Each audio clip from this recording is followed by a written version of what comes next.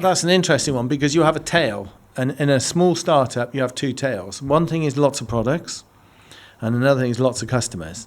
So when the corporates come in, when people want to take it to scale, they haven't got time for small customers who only want to buy a couple of boxes. They're more after people who want 24 pallets, they want Arctic loads, they want to take the stuff. So it's that balance of growing a brand to looking after all your small customers where you came from. I think for the long term gain, and that's with all my brands. That's been the hardest part, was getting people from larger companies, because we talked about this one before. Can people in large companies work for small companies, and small companies work for large companies? Because small companies, whether you're in marketing, production, or whatever, you've got to have a very broad. You've got to understand all of it. But a very large company, you're just in one small sector. So again, it's that diversity of people's minds on how. So it's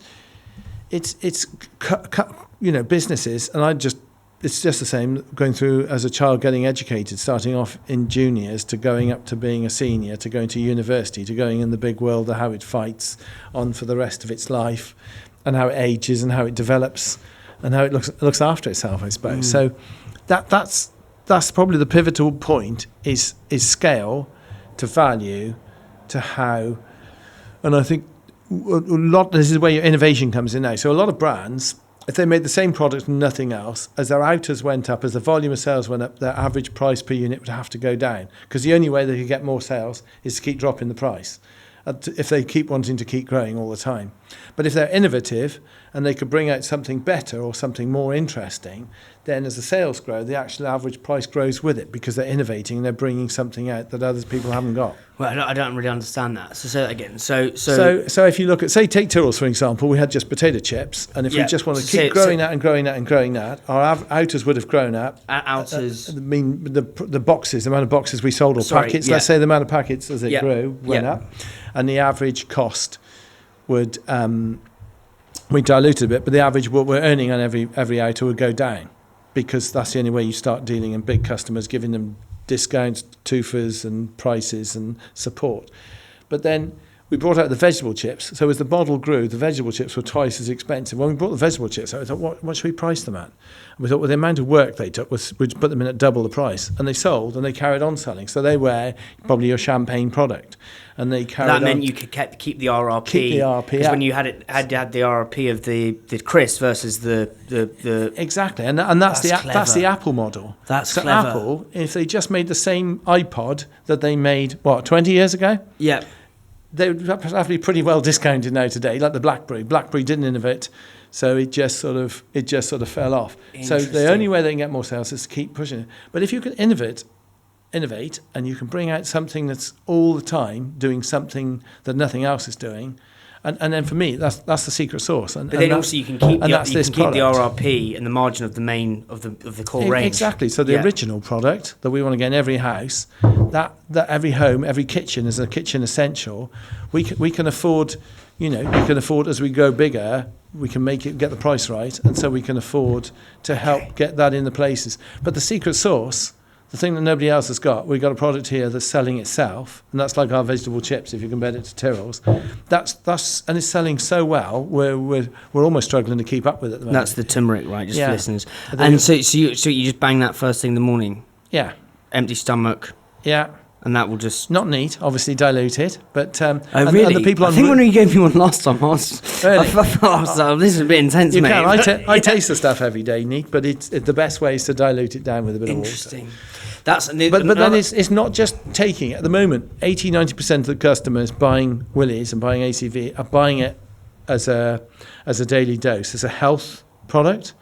But if we can get people to use it and to replace things like Sarson's malt vinegar, if we can replace, when you put it on your chips, why put just dead malt vinegar on your chips when you can actually put live, healthy, gut healthy stuff on instead? So this is where the brand gets interesting. So if we can get an everyday product that you need to increase the number of occasions.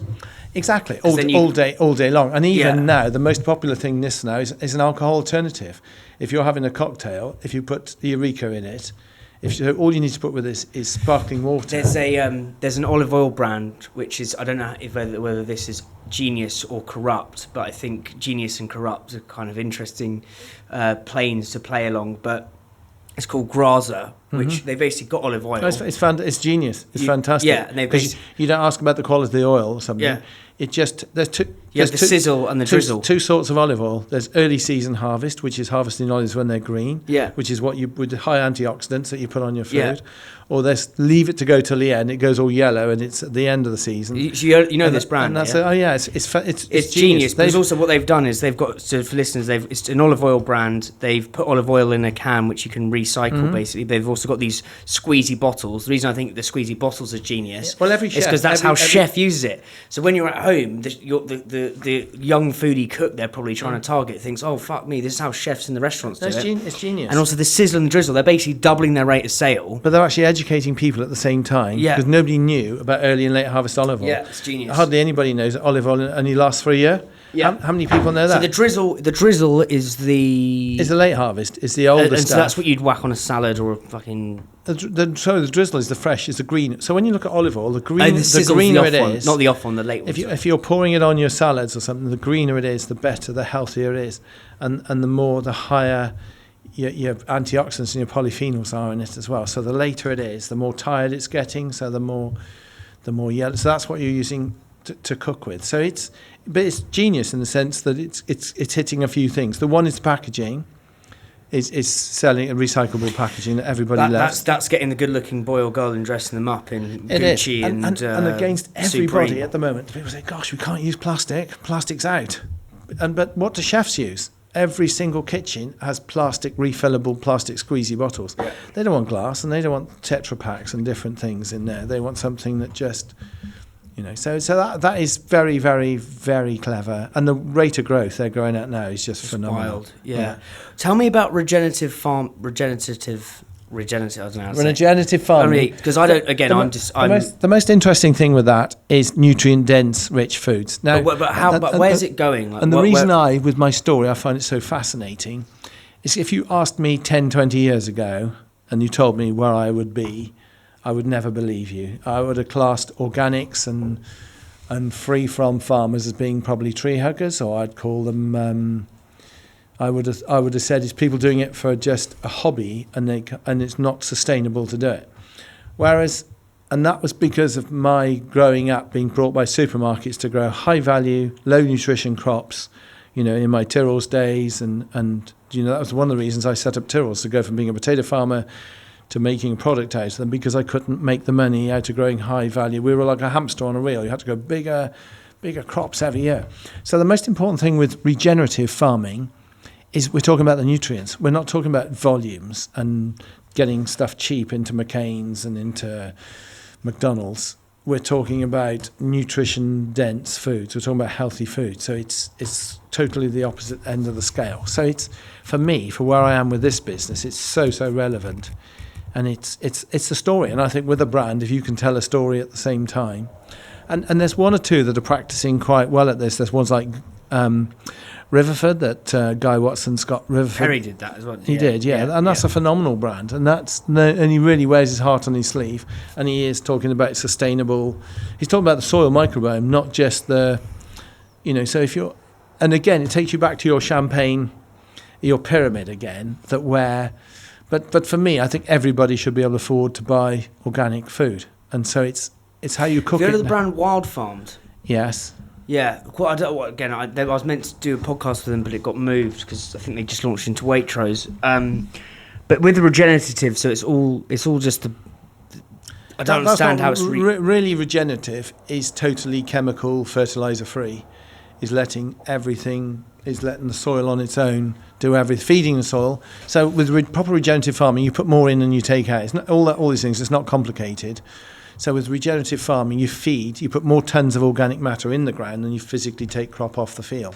The way conventional farming's been done, you don't put anything in, you take off and you just put back a bit of artificial fertilizer. So you're not putting any organic matter back into it. So it'd be a bit like you as a human being living off pills. If you were living off pills and glasses of water, you could probably survive, but it wouldn't be as healthy as that nutritional, fresh, organic matter that you'd consume with your plant-based diet. It's it's super interesting. I want to ask some random questions here. One is who's someone you wish you forgave earlier? Oh, that's a good point, isn't it? Wow. I suppose myself, really, for naivety, for you get some people, they sort of almost blame their parents, or they blame different people. But I think it's education, and we're all responsible for our own education. So my education on food and food production has sort of gone from building these brands and being aware and being in it, and actually finding out what's happening, where it's coming from, where it's going to. So forgiving yourself. So myself, I suppose. It's like when I had a 4-centimetre tumour in my gut and I had a life-changing operation to remove part of my intestines, I blame myself. I blame myself for my diet and what I'd eaten and how I'd lived. And it's like self-punishment almost, that you think, you think, why did I eat the wrong things and do the wrong things? So it's... I kind of agree. I agree with that. Did you ever have any enemies who drove you forward in business, or people? No, I've always loved competition. I think competition is healthy. But has it ever got to the point where it's like it's been combustible? I'm just asking this myself. Is there's earlier when I was a kid, right? People would basically just tell me I couldn't do it. Yeah, and they're not like, it's people like I sort of wish you want to do it even more. But I just sort of I held too much resentment to it, to a point where it was like wind in the sails for the first bit, but then it just became like quite. At one moment it was wind in the sails, and it became like a shackle on your ankles, and it's like you need to at some point let that shit go. Did you ever have that, or was that what? Not really until probably this business, where there's all of the righteous. All the righteous people that say, and they think there is a book of rules, and they're not ready for... We're almost going back in time with this. We're taking away all of the things we've done in the last 60, 70 years to food.